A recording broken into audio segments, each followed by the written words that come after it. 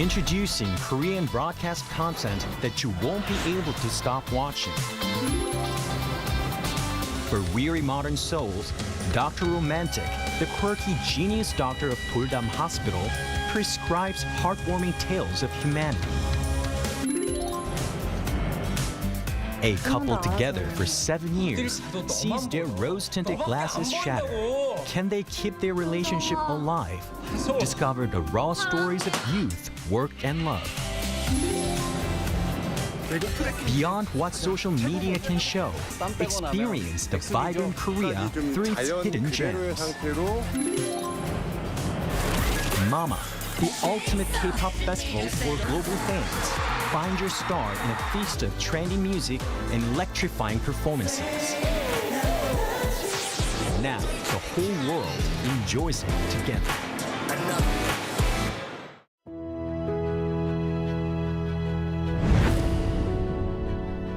The moment we wear it, our spirits lift. It helps us grow strong, in body and in mind. As we wear it, we learn patience and respect. The belt system motivates students to strive harder and continue growing. This uniform shapes movement into grace and turns performance into something thrilling. Now, embraced around the world, Taekwondo shares our culture, philosophy, and values with pride and spirit. Though it may seem simple, this uniform holds your passion and your journey. It belongs to Taekwondo. Wear the extraordinary. Be with Taekwondo.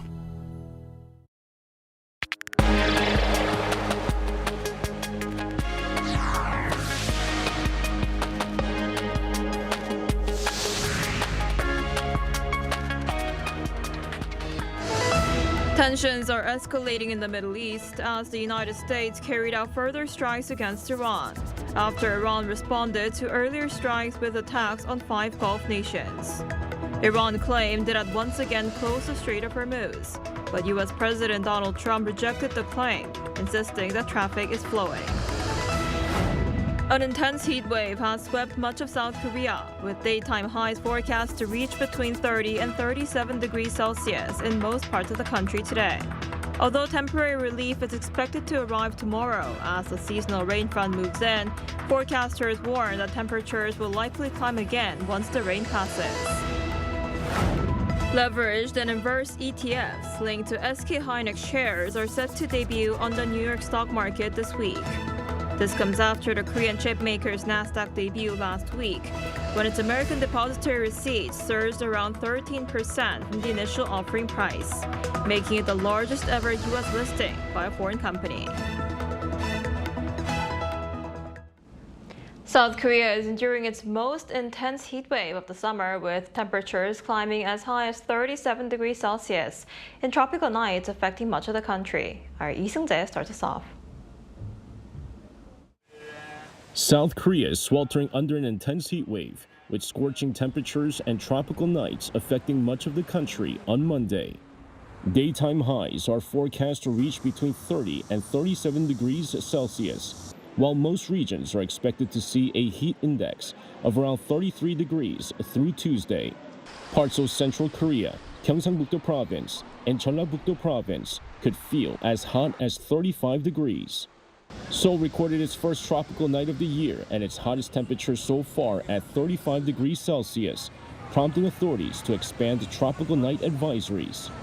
The Korean Meteorological Administration says the extreme heat is being driven by 2 powerful high-pressure systems over the Korean peninsula, combined with warm, humid southerly winds.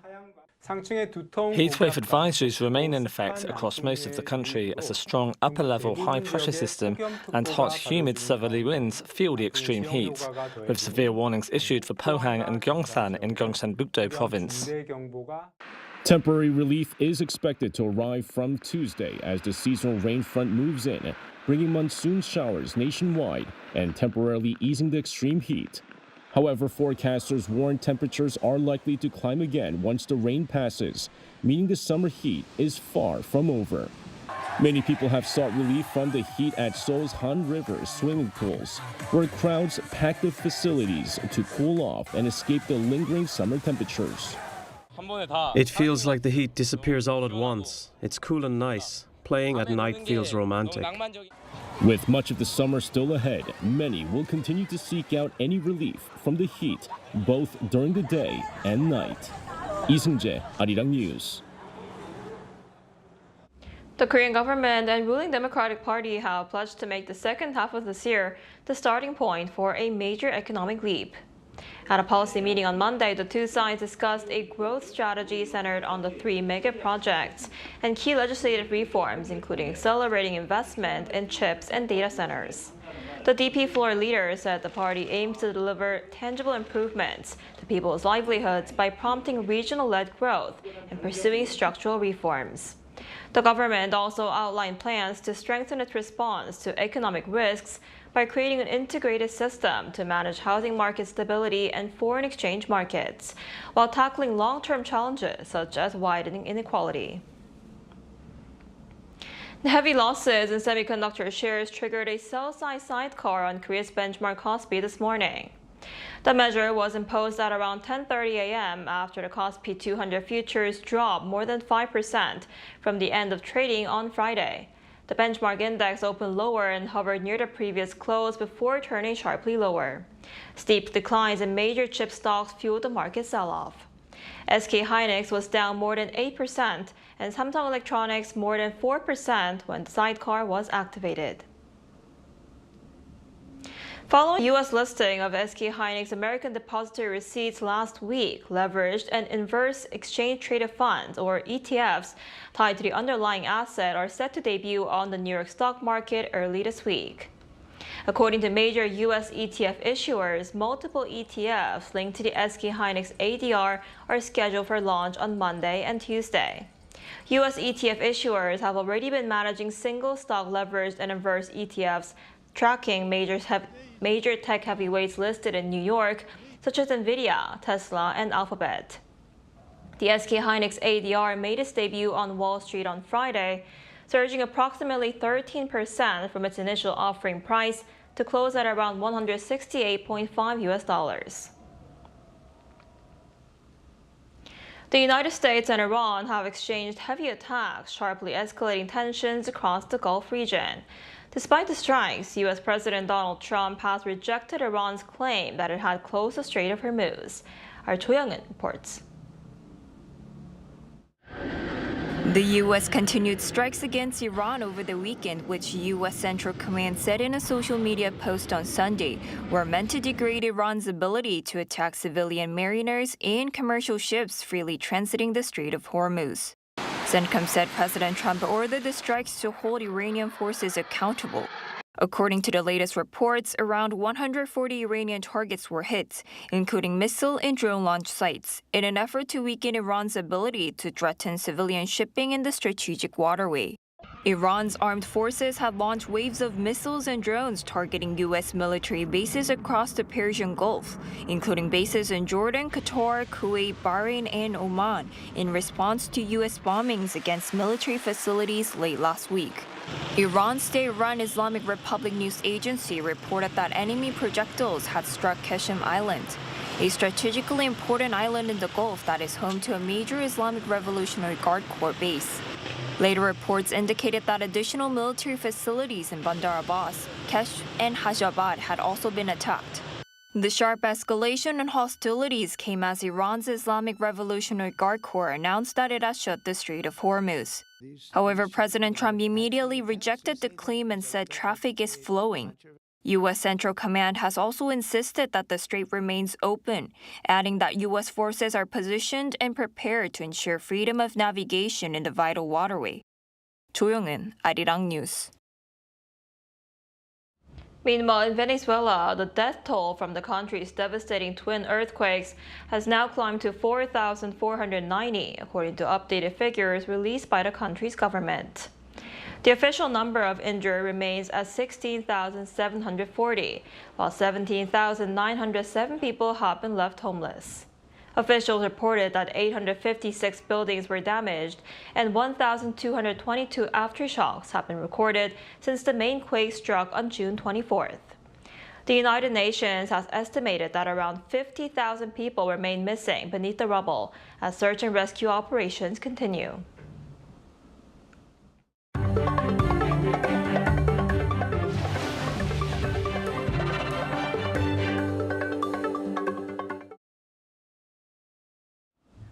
In sports, South Korea's Ryu Hae-ran has captured her second straight LPGA major title, winning the Amundi Evian Championship in France after a dramatic playoff victory on Sunday.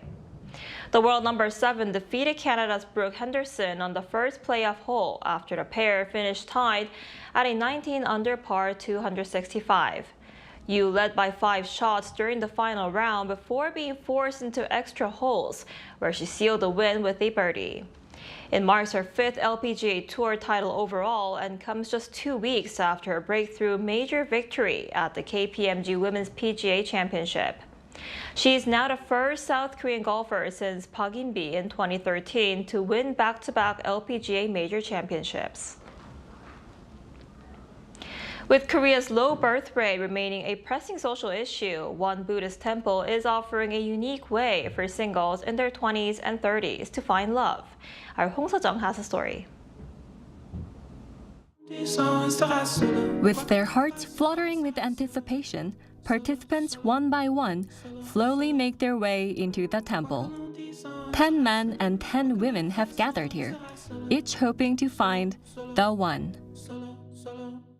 워크홀릭이라고 많이 해주시는데 여기서는 사랑을 찾아서 러브홀릭으로 나가고 싶습니다. 감사합니다. After briefly introducing themselves using their chosen nicknames, the participants showcase their talents to win over potential partners.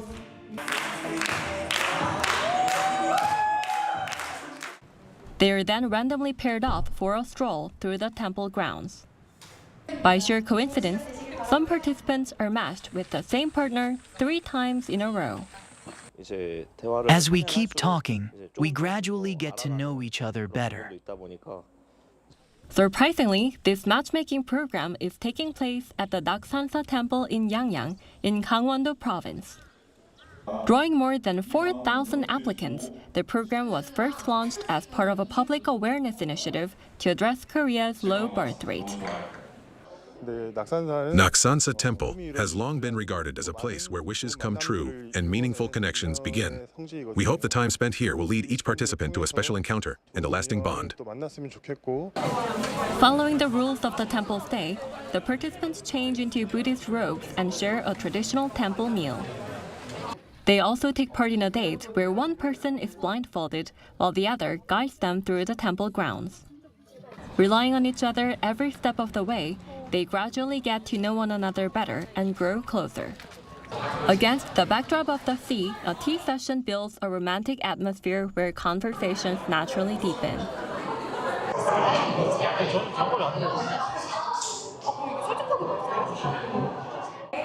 The program continues the next day after a nighttime date with the participants of their choice. The poses may be challenging, but the pain seems easier to bear when they're with someone they have taken a liking to. After spending 2 days and 1 evening together, the moment of truth has arrived, resulting in 5 new couples. Even as marriage becomes increasingly difficult in today's society, love still finds a way. Hong Seo-jung, Arirang News, Yangyang. Young farmers in South Korea are using AI-generated data to grow tomatoes in a smarter and a more sustainable way. The system is helping cut costs and challenges old assumptions about what can be grown in Korea's warmer regions. Our Kim Sa-young explains more. Kimjae, Jeollabuk-do province is known for its golden sunsets. It is also home to a tomato farm run by Kim Gi-hyun, a young farmer who moved to the countryside 5 years ago. But this is not a conventional greenhouse farm. Kim's farm is managed with the help of an AI program that uses sunlight and weather data to guide the growing process. The program is called Grow Mind and was developed by Kim and a group of fellow young farmers. The system predicts farm conditions hour by hour, including the sun's angle and position, seasonal solar radiation, humidity, and cloud cover. The data is then used to adjust the greenhouse environment. The results have been significant. Heating costs have dropped by around 30%, while yields have increased by roughly 14 to 20%. We believe that tomatoes could not be grown during the hottest months in the southern area, but with the help of AI, I was able to make it work. Kim believes farming should be driven by data. Last year, his program was awarded at an AI competition hosted by the Rural Development Administration. By quickly processing large amounts of data collected, AI can help optimize greenhouse management. The Rural Development Administration says it plans to expand the technology to more crops in the years ahead.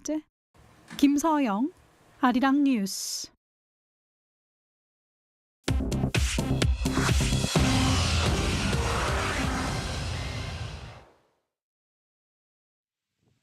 This is the world now. Republican U.S. Senator Lindsey Graham died Saturday night after suffering a ruptured aorta. He was 71. According to preliminary findings from the medical examiner's office, the rupture was linked to hardened arteries, with officials awaiting toxicology results to confirm an official cause of death. Just hours before his death, Senator Graham had returned from a trip to Ukraine where he met with President Vladimir Zelensky to discuss air defense needs. Ukrainian and Israeli leaders both expressed condolences, praising Graham's decades-long advocacy for their nations. President Trump called Graham a, quote, hard-working patriot and ordered flags lowered in his honor. Graham had once been a vocal critic of Trump before later becoming a loyal supporter. He spent much of his career shaping foreign policy from the Senate Judiciary Committee, where he oversaw more than 200 federal judicial confirmations. Typhoon Bobby made landfall in eastern China this weekend as the strongest storm to hit mainland China this year. The storm struck the coast of Zhejiang province on Saturday night before weakening to a tropical storm as it moved inland. Chinese authorities had evacuated more than 2.8 million people, and thousands of flights and train services were canceled. Despite widespread property damage, no deaths or injuries have been reported. Before hitting mainland China, the storm battered Taiwan, which reported 134 injuries and hundreds of canceled flights. Meteorologists warn the storm system retains enough strength to generate dangerous rainfall hundreds of kilometers inland as it moves toward China's northeastern provinces this week. A fire tore through a Bangkok pub early on Monday, killing at least 27 people in one of Thailand's deadliest nightlife disasters in recent years. Thailand's prime minister confirmed the death toll after visiting the scene. Survivors reported that there are no emergency exits near the rear bathroom area where many fled. Another 63 people remain hospitalized with injuries. Witnesses described a sudden blackout followed by thick smoke and a powerful explosion that ignited the venue's stage area. Authorities are investigating the cause as forensic teams work to identify the victims. In Spain, one of the country's deadliest wildfires has killed at least 12 people in the southeastern region of Almeria. The fire has scorched more than 60 square kilometers of forest and farmland since starting on Thursday amid Western Europe's third heat wave this summer. Most victims were foreign nationals who authorities say died after failing to reach safety in time, though family members of one victim dispute claims that adequate warnings were given. Spanish officials arrested 2 people for violating evacuation orders as crews evacuated nearly 1,500 residents from surrounding communities. Chu Ji-han, Arirang News.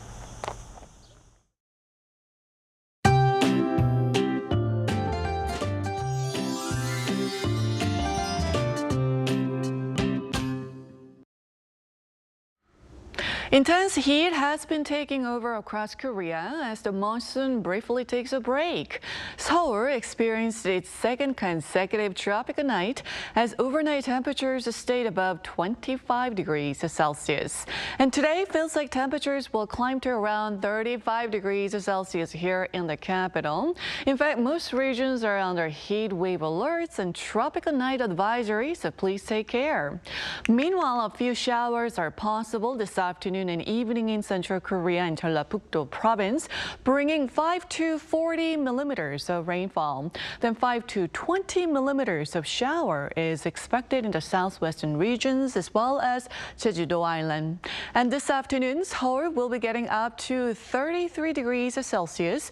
Chuncheon and Daejeon will make it to 35 degrees. Gyeongju will be topping out at sizzling 37 degrees under strong UV rays. The monsoon rain will return nationwide tomorrow, and as the rain moves in, the intense heat will ease, so hang in there.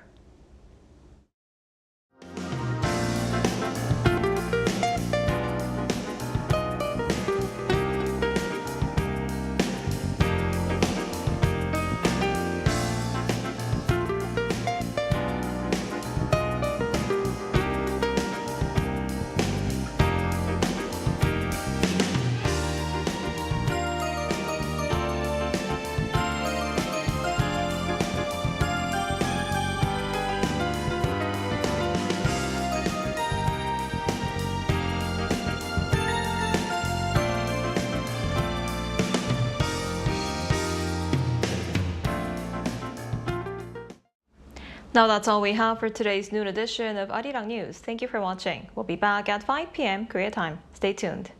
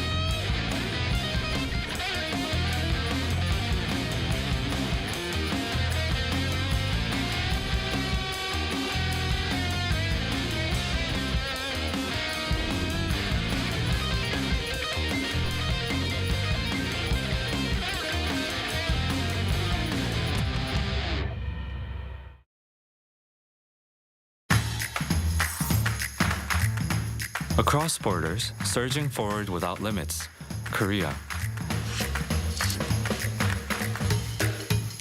Korean culture has moved beyond a passing trend, becoming a force that colors the world.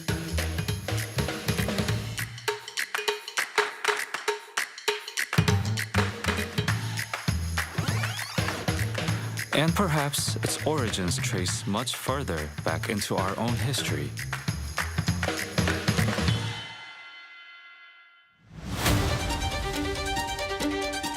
The true roots where this vast chronicle began, where the essence of K-power and the spirit of our people are recorded.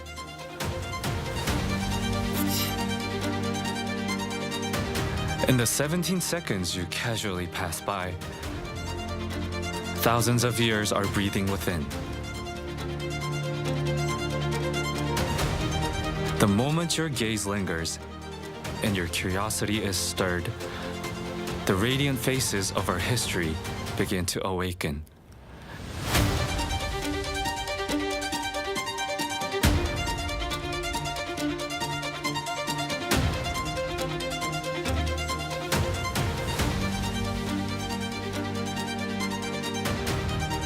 The real stories of these artifacts, stories we never knew.